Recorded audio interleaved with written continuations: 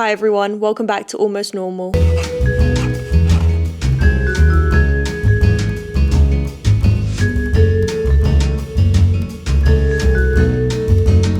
I have a strong feeling that the reason I forget how old I am sometimes is because I literally still get acne all over my face. And so it's really hard to convince myself I'm an adult when I have acne all over my face. It makes me feel like a 15-year-old girl. If you are an adult with acne, don't worry, you're not alone. Literally has been one of the bane of my existence ever since I was 15 or 11 actually. And you would think that by now I would have known how to get rid of it, or my body would have known how to fight it, or I just would have grown out of it. But no, acne has been with me since I was in preschool, so that's great. I was on spironolactone for a while. I stopped taking that because I was like, I would rather not take all these medications. I'm literally on so many. I'm trying to slowly wean off of them, except for Prozac. I think me and Prozac will be in a relationship for the rest of my life, which I'm actually totally fine with. He's good to me. I don't have any complaints. He doesn't make me tired. He doesn't make me lethargic. He keeps my panic attacks at bay for the most part. He lets me get out of bed without wanting to cry and just crawl back under the covers. So, you know, me and Prozac are chilling. I'm not trying to get rid of him. I did try to get rid of his friend Lexapro once before, and that was the worst decision I've ever made, mostly because I did not tell my psychiatrist about my very smart plan, and I was like, I'm cured. I really don't think I need my anti-anxiety medication anymore. Like, I think we can just raw dog life. I feel like I'm there. Don't ever do that. Do not ever do that. Like, do not ever do that. Do not ever stop taking your anti-anxiety or antidepressants without consulting a doctor, because I was like, okay, I'm going to just wean myself off. You know, I'm going to taper it off. I don't need to pay for a psychiatrist appointment to talk about it. Like, I can just do this myself. Weaning off probably takes like a year if you want to do it properly.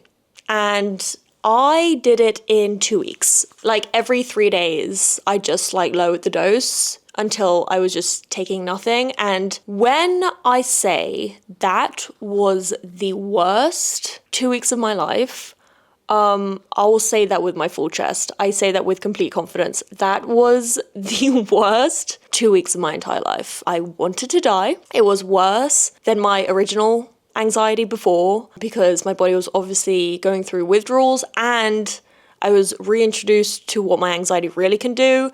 And those two things together were hell, literally hell. I was like a shivering mess on the floor. I called my psychiatrist so fast for an emergency appointment, and lesson learned, never do that again. But I had problems with Lexapro. I did not think that it was my friend. You know, it felt very much like the friend that steals your favorite sweater and then helps you look for it. That's how I would describe Lexapro, me and Lexapro's relationship. He's great for some people. Like, I've heard amazing things. Me and him were just not compatible. I did not agree with a lot of the stuff that he did. He made me tired. He would convince me to take a little nap on the freeway while I was going at like 80 miles an hour. He would be like, you know what? Do you know what I think is such a good idea right now? Is just take a little nap. You drive a car from 2006. It has no self-driving capabilities whatsoever. But I think that if you took a little nap at the steering wheel right now, you'd be great. And I literally had to fight him multiple times and say, I think that's a really terrible idea. Please don't make me fall asleep at the wheel of the car right now. Like, I will die. I will die. Why are you trying to kill me? Please don't try and kill me. And I would also miss a lot of classes and important things to do, because once I avoided the driving nap, I would sit in my car, and once I parked, and just fall asleep in my car and fall asleep for way longer than I planned. It was just a really bad fit. We just didn't meld together, which is kind of why I wanted to stop taking him altogether. I did not think about that in a smart way. I was not like, maybe we should just replace him with someone else. I kind of assumed that all anti-anxiety medications would be the same for me, and that's why I was like, I can't be bothered to pay $200 for a psychiatrist appointment. He's just going to give me another medication. I'm going to have to try that one, and it's going to do the exact same thing. I was just totally wrong. Prozac and me, tight. Besties. He does not want me to go to sleep on the freeway, which is really nice of him, and he does not remove any little bit of energy or passion I have for anything. He's just great. He's just there when I need him, and it's working out fine. Love him.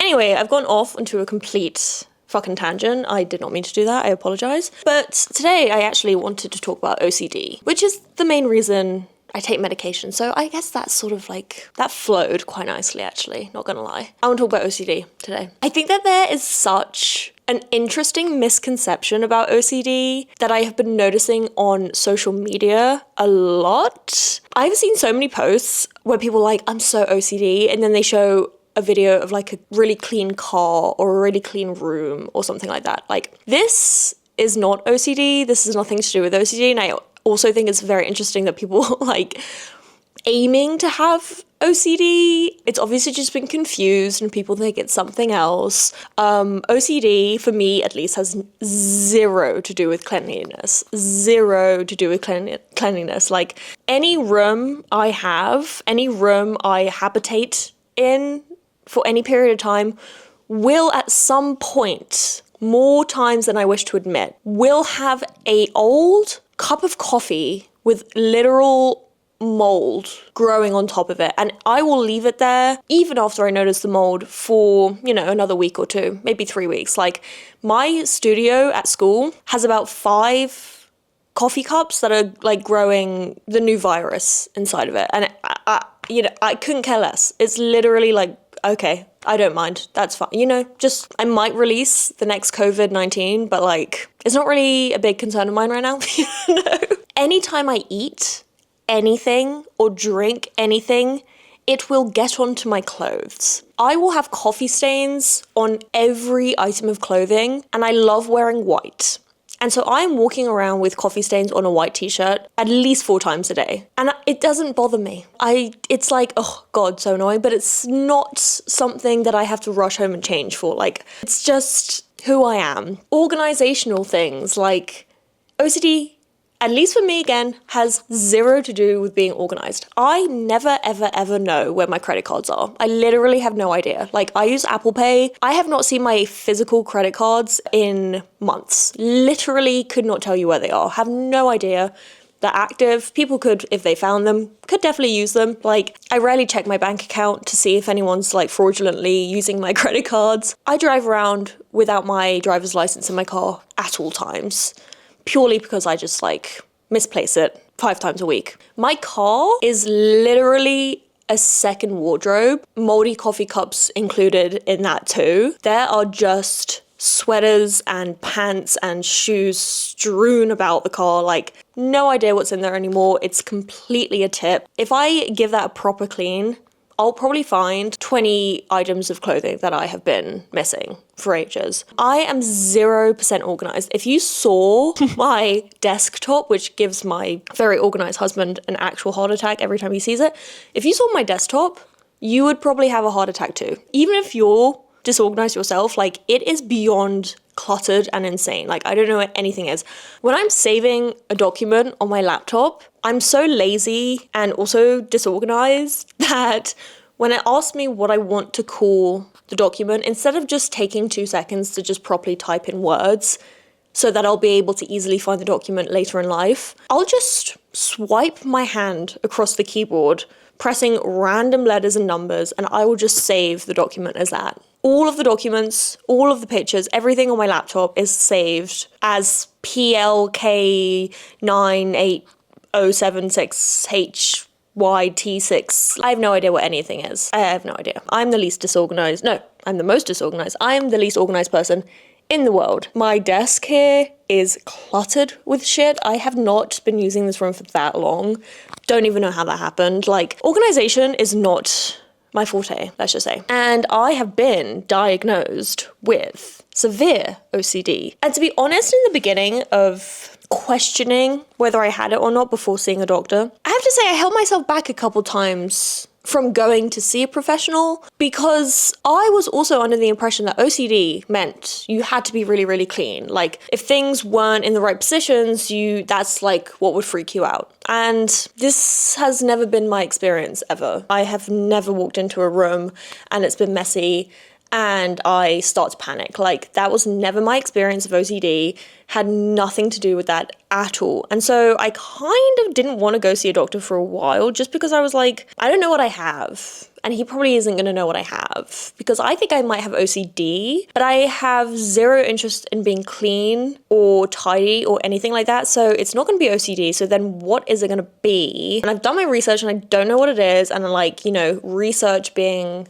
social media, TikTok, Instagram, people being like, I'm so OCD, like I can't go to sleep unless my room is completely tidy. And I'm like, that's not me. So what am I going to have? And so I avoided going to the doctor for kind of longer than I should have, simply because I just was like, I don't know what he's going to tell me, and that freaks me out. OCD is a complete issue with control, I would say. For me, and I'm only going to talk about my own personal experience, for me, having OCD is completely debilitating when it's at its worst, because me and my mind are like not on the same page. Me and my mind are also not on the same fucking team. You know, we're not even playing the fucking same sport. Like, we do not agree with anything, and my brain or my mind does not understand reality. Like, it has absolutely no idea. All it wants to do is make up its own reality and then convince me that the OCD's reality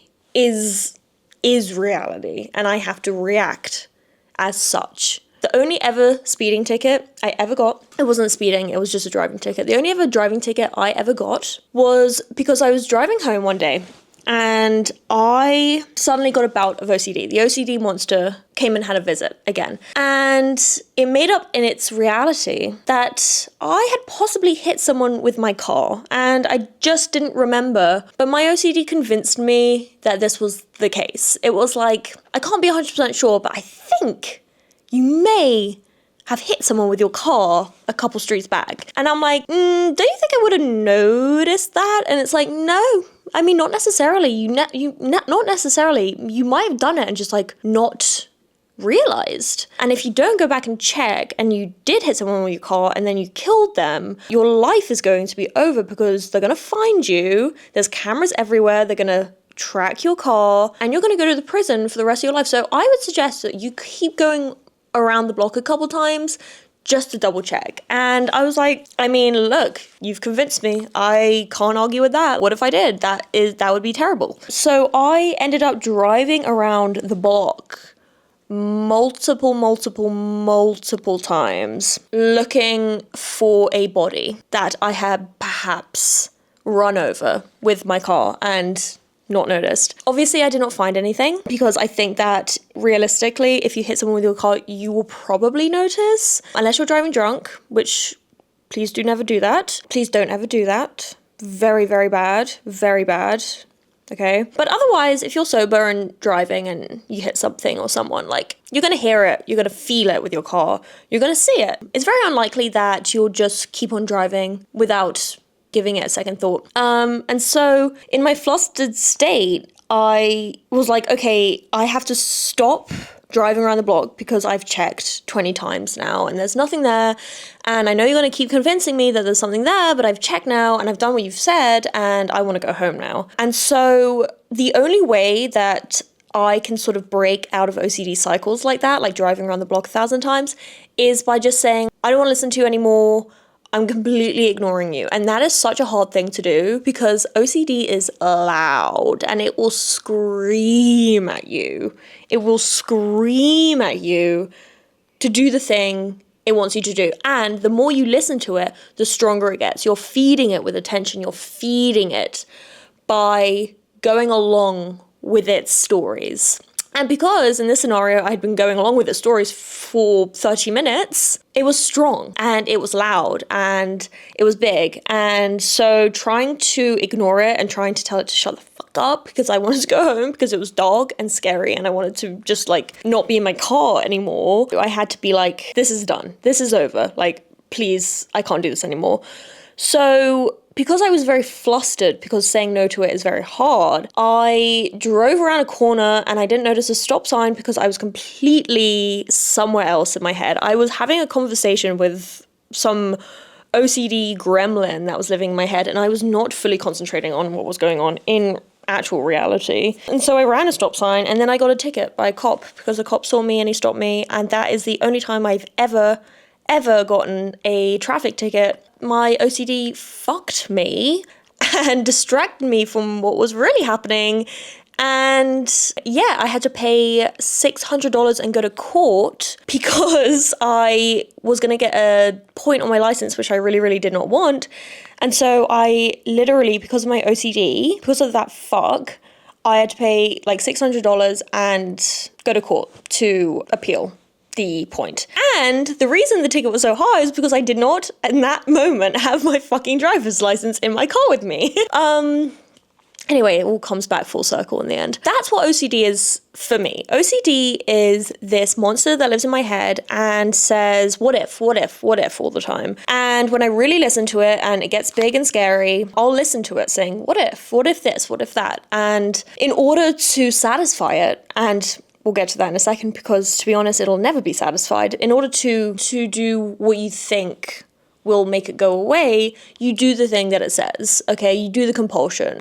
You drive around the block 1,000 different times. You check the door 100 times. You check the stove 100 times. You tap on a glass the exact way it wants you to in order for your family not to die. And you do all of this stuff and it's never going to be satisfied. And that's the thing. And it's like, I have to remember that all the time, and it's very, very hard to remember because each time it feels new, each time it feels like, oh, this could be real though. Is this my OCD or is this reality now? I can't tell the difference. And that's why people will be like, oh, well, if it's OCD, can't you just say it's OCD and just ignore it?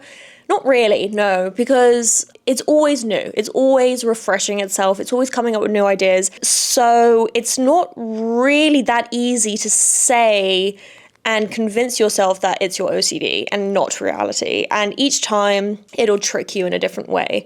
And it stops you from living a real life because instead of living your life, instead of making yourself happy, instead of making yourself feel good, you are sort of beholden to this little man that lives in your head who is saying, oh, by the way, there's a chance maybe that you left your front door wide open and as you're driving away, someone is going to drive into your house, steal all your possessions, steal all your husband's possessions. It's all going to be your fault.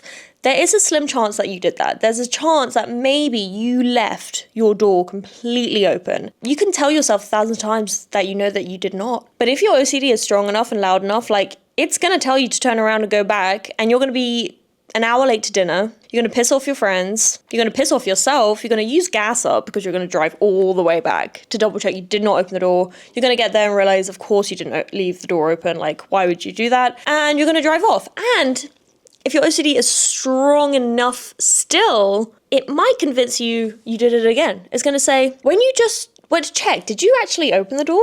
I know when we checked it was closed, but when we checked and left, did you open the door? Guess what? You're going to have to go all the way back. And you're going to be even later to dinner and piss everyone else off. You're going to probably miss completely the whole of dinner because you have to go back and check again. And this cycle, for me, at least, can go on for as long as my OCD wishes. And my OCD, it has nothing else to do. It has no other plans. Its whole thing is to just control me. It has no other friends to hang out with. It's not busy ever. Like, its whole life and job is to tell me that I might have fucked up and I have to go back and double check that I did not do this and do it 1,000 times over. And it might get in the way of my life, but this is OCD's life. This is all it needs to do in order to survive and be entertained and be happy. My OCD has zero to do with being cleanly. There's definitely factors of being germophobic, which can be OCD. And I think that is a reason why sometimes people can get confused because they can be like, oh, I thought OCD didn't have anything to do with being clean. But there's a very strong OCD called contamination OCD, which is when you convince yourself that there are germs on one object and then you've touched that object with that object. So then you have to meticulously clean those 3 objects, but then you think about the sponge that you use to clean it, and then that sponge you put it on the counter, so then you have to meticulously clean that counter, and then you have to throw away the sponge, but then the sponge touched the trash, and then the trash is infected, and that can go on forever and ever and ever, and that is OCD. And I think that can confuse people because, again, like they'll say, oh, I thought that OCD had nothing to do with being clean, but that's a different world, you know, that's not about being clean. That's having a fear that you've done something wrong and you've infected something in your house and you need to deal with it. At the end of the day, that doesn't really have anything to do with like being clean. It more has something to do with, again, like controlling the situation and, you know, not doing something to ruin your life, because OCD catastrophizes everything. Like, okay, some people will say, oh, there's a little bit of germs on the counter, like I'll just wipe it off and fuck it. Like someone with OCD will say, oh, if that has germs on it, then my 80-year-old grandma, what if she comes over and touches it? And then what if she touches it and then puts her hands in her mouth? And then she gets really sick. And then she dies. And it's all my fault. That is what people with OCD go through. They're not like, oh, it's a little bit dirty in here. That's not it. It's a complete catastrophization of life, of every little thing that happens. Another thing that I have with OCD is if I'm at a club or something and someone brushes past me, I will fully convince myself that somehow they have drugged me, roofied me, whatever. In that split second, they just grazed my back. And I'll literally have to go and try and tell myself that this did not happen and that I do not have to go home because everything's going to be fine. And that has ruined so many nights of mine. I will freak out. I will spend my night trying to find this person that just grazed my back, probably just going to the bar to get a drink. And I will try and observe them if I'm able to find them, by the way, which usually I never am. I just ruin my night by following random people around, trying to figure out whether they drugged me or not. Like, again, a catastrophization of life. Like, most people's brains wouldn't even go there. You know, someone grazed them in a club. It's like, oh yeah, it's a tight space with a lot of people. Like, people are going to touch each other. Move on. Probably wouldn't even have that thought. It just like wouldn't even cross their mind. People with OCD, the catastrophization is so strong that it's just like any tiny little thing that can happen could set it off, can turn the OCD monster back on, and it'll start to convince you that if you don't figure it out, if you don't come up with a solution for this problem that does not yet exist, by the way, and probably will never exist, then everything's going to go to hell. I'm not ashamed of having OCD. I talk about having OCD as many times as I possibly can because I think that there's so much misinformation about it online that I would love to dilute that with like actual information from people who actually have OCD, because I think that it can be slightly damaging to give people this understanding of what it is when it's completely not that. OCD is a disorder. You know, it stops people from leaving their beds in the morning. It makes people avoidant of places and people.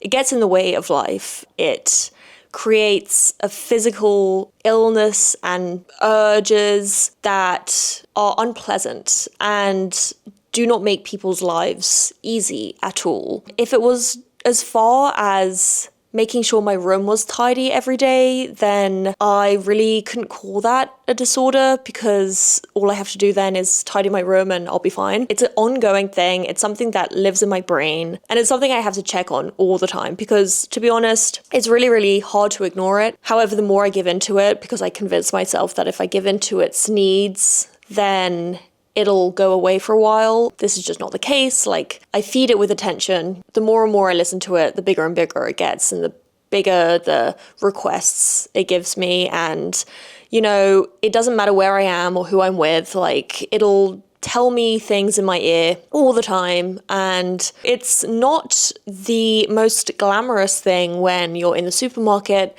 and you have to touch all the different oranges, because otherwise your OCD is telling you if you don't do that, then possibly there will be dire consequences. It's not that glamorous to admit that when I go to the bathroom, I have to take videos of me going to the bathroom, because otherwise my OCD will convince me that I got sexually assaulted in the bathroom room. Like, that is not the most glamorous thing that I wish to admit. I would not make that my Instagram caption. Like, OCD, even if you're not a cleanly person, there's a chance that you have it.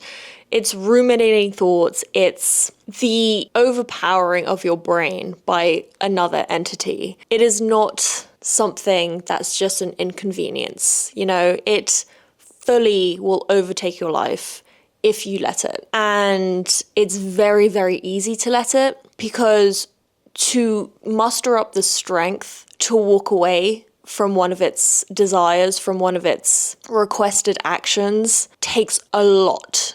And it is not easy. It is really hard, because you'll convince yourself that it could be right. If I don't touch this door handle in a certain way, maybe I'll get cancer. Like, it's easy to confuse OCD with just your reality. It's really easy to confuse the two. And the intense feeling it gives you is enough to make you just bow down to what it needs you to do. I think that the more people talk about it, the more seen people that have it feel. For me, whenever I see a YouTube video or an Instagram or a TikTok about someone with like actual OCD, it is very comforting to me. Any mental disorder is like very isolating and always convinces people that they are the only one that feels this way.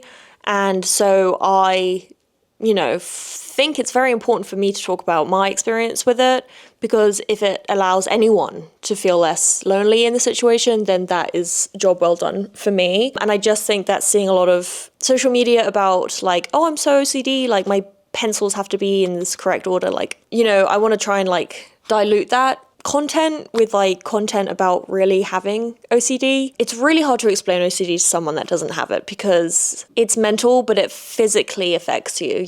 It's a constant negative voice in your head telling you that horrible things are going to happen unless you do this thing. And then that manifests into physical action. It manifests into feeling embarrassed in the library at school, because your OCD is like, oh, you have to make sure that there's no blood on that book because you touched the book. And if there's blood on the book, maybe you'll get an infection from it. Like, my OCD will just go so far, and it will just come up with anything, anywhere, at any time. And it's debilitating, and it's not easy. And I wish it was just, oh, I have to wake up and make my bed. I wish it was just that. But it isn't. It's something that I've dealt with for my whole life, really. And I just never really was able to put my finger on what it was that I was mentally dealing with. And thank God I am now. But I am under no impression that everyone with OCD understands that they have it.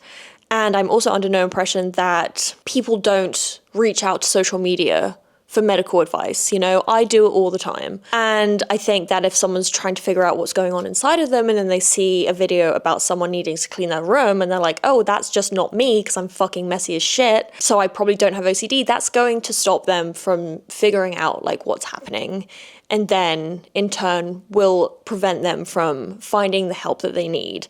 Because there's a bunch of stuff, medications, therapies that will really improve the quality of life for someone with OCD. And OCD is no little thing. It is huge. It can be life-changing, and it can end your life if it's not dealt with in the proper way. I have had so many times in my life where I just want it to end because it's just too much. It's just frustrating to a point where I just don't want to leave my bed. And it's not something to be taken lightly. And if you feel like you might have it, I would see a doctor. I would talk to a professional about it. Even if you're the messiest person in the world, that doesn't mean anything. Take it from me, I am literally the messiest person in the world. The only reason I'm slightly tidier now is because of my husband, who is very organized. Other than that, I would be literally living in shit. Cleanliness being clean, being tidy is not on the top of my priority list at all, and I'm okay with that. But what I'm not okay with is the misinformation about what OCD is, because OCD is something that can make you feel so lonely, and it's so scary because you know what? It just causes you to live always in panic. Your body is constantly in panic because you are constantly worried that something bad is going to happen. And that's not easy on your body. To be constantly in a state of flight, in a state of fear, is horrible. And it does not allow you to live a proper life. One thing I would like to say about medication, and is one thing that stopped me from taking it for a while, along with just like my family not being very pro medication. Something else that stopped me from wanting to try medication, and to be honest, for me, it's the best thing that I've ever done. It has allowed me to live an actual life, which I was not able to do before, but something that I was told about medication, and this could possibly be true for some people and could possibly be true for some medications, but I will say that the one I'm taking now, I am a creative person. I am a painter, I make sculpture, I go to art school, I made my podcast, I edit, like I'm such a creative person, and something that I was told all the time was that if I take medications, anti-anxiety or antidepressants or anything like that, it'll take away my creative outlet, you know? There's this sort of idea that to be an artist, you must be suffering and you must be, you know, sad and dealing with stuff and struggling to live and struggling to go on. And that's, you know, to be honest, I was struggling so much before I took medication that I was not able to paint. I would sit in my garage and try and work, and I would convince myself that a man had come in and, you know, done such and such, and then I would just sit in panic trying to convince myself that this just did not happen, and doing all the urges that my OCD wanted me to do in order to try and get over this panicky feeling. I was not productive. I was not painting. Now, I spend so much more time working than I ever have. And there's nothing in me that has taken my desire away to create stuff.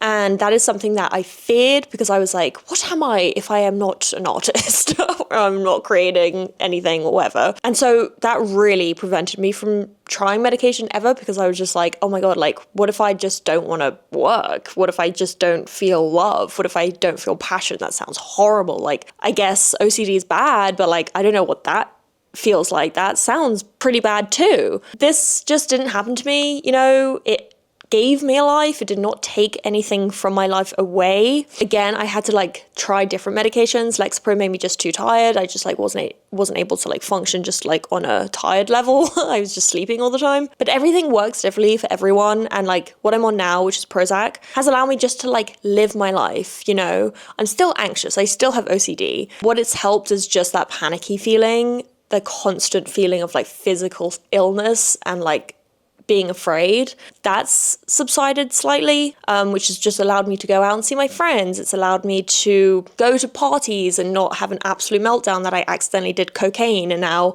I've relapsed, and now I'm going to have to go and tell my sponsor that I relapsed and I'm going to have to start my time all over again. And I had 4 years of sobriety, and like now I might have possibly accidentally taken cocaine. So now I'm going to have to change my whole life. I'm probably going to have to go to rehab. Like, I don't do that as much, which is really nice. And of course, those thoughts come up all the time, but just with the help of a little bit of medication, like I'm able to sort of look past those thoughts.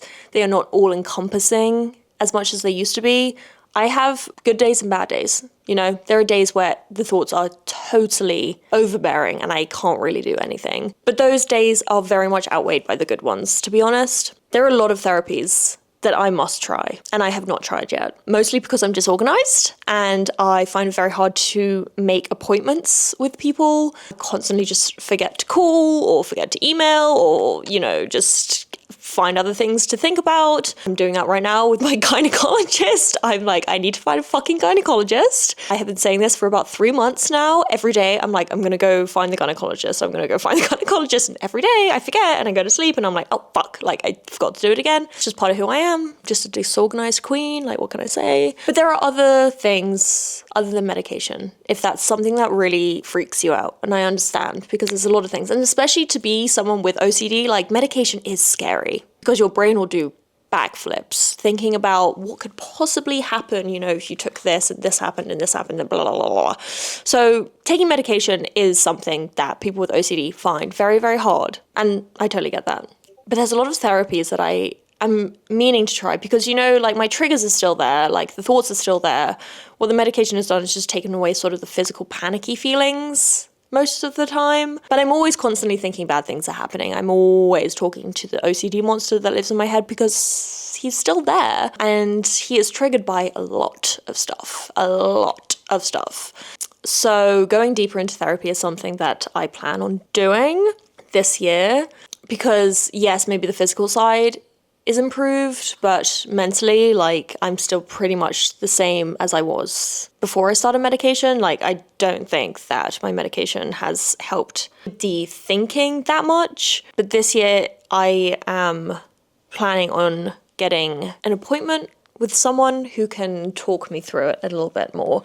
I think the reason as well that I haven't done much therapy is because before I was medicated, I tried therapy and it did not work just because my chemical imbalance was so strong that talking to someone helped me for a second and then very, very quickly, everything came back up because it is a chemical imbalance in your brain. And so in my experience, it didn't help me, but I think that I needed that extra little help. And so I think with that and therapy, that would be a good combination, but just doing therapy before I ever got medicated just didn't really help me that much because I was suffering from something much bigger than I initially thought. But yes, that is an aim of mine. But I just want to say that if you are dealing with anxiety, OCD, I'm totally with you. The thoughts that you think are so insane, the thoughts that you are even disgusted by. I have thoughts about things, intrusive thoughts about things that I am horrified by. I'm oh my God, I would never tell anyone this. And that's another problem with OCD is because, when you talk about it, it does make you feel better. But some of these thoughts that my OCD gives me, I'm I can't talk to someone about that. They're going to think I need to go to the loony bin. I cannot talk. If I tell anyone these thoughts that are coming into my brain, they're never going to want to talk to me again because they're horrible. And I just want to say, if you feel this about your OCD thoughts, I am 100% with you. I told you the tip of the iceberg of my thoughts. The thoughts that I get are dark. They are dark. Maybe one day I'll open up more about them. But to be honest, I know what it's like to have these thoughts where you're just I literally can't tell anyone. I literally cannot talk to anyone about this because it's horrifying.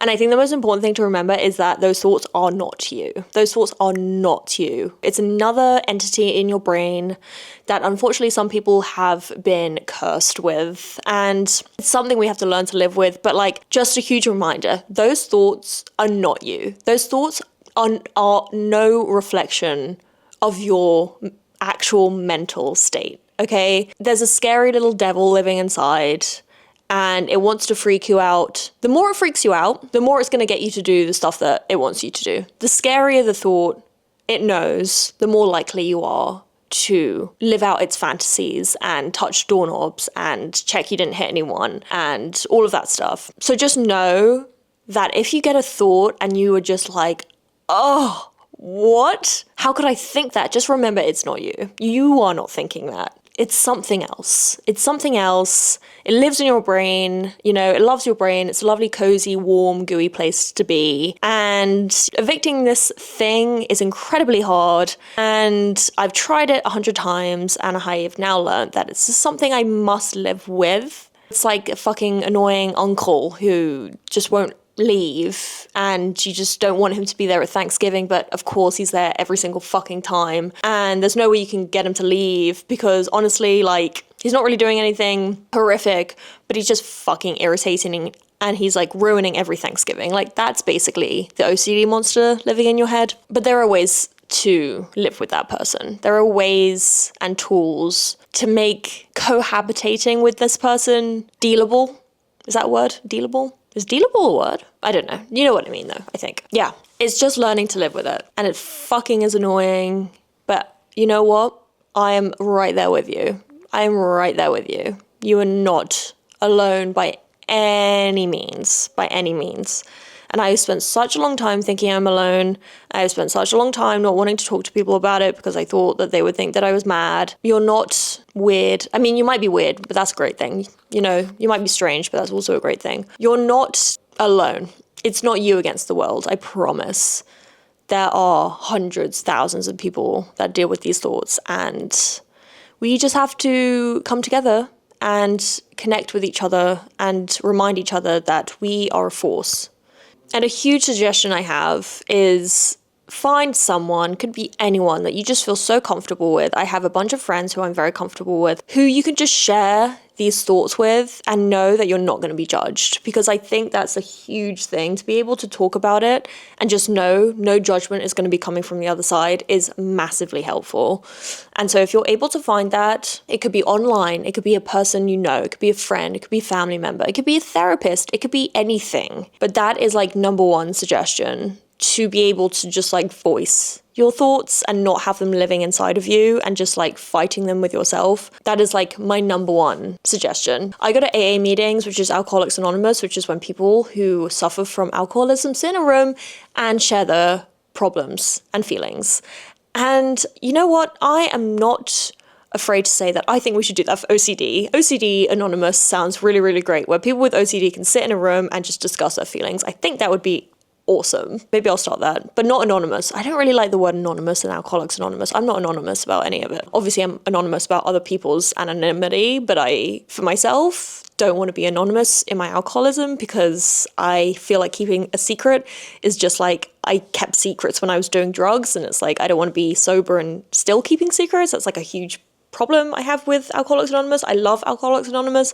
It's my favorite thing. It's my favorite place. Just there's a few little issues with it there that we can discuss in a different episode, because now I'm going absolutely on a complete tangent. But I love you guys so much. I want you to know that you're not alone. We are doing this together. The scarier the thought, the more your OCD monster knows it's going to control you. Just remind yourself that it's not you thinking these thoughts. It's something else that we just can't see, but we know it's there. We know. And if you ever need a friend, send me a message. Or comment, you know, we can make a community of OCD people right here. We can start the OCD Anonymous meetings right in this comment section right here, yeah? Okay, I'm gonna go now. I'm gonna eat something. I'm gonna call a gynecologist. I'm gonna make an appointment. And I love you guys so much. And if you haven't subscribed, please make sure you do. It's super helpful to me. And you can see anytime I post anything. And I love you guys. And I will see you next time, okay? And remember, share. If you can, share your crazy thoughts, because you never know, the people that you're sharing with might have the exact same crazy thoughts, and that is going to be a great feeling. I love you guys. I will see you next time. Okay, love you.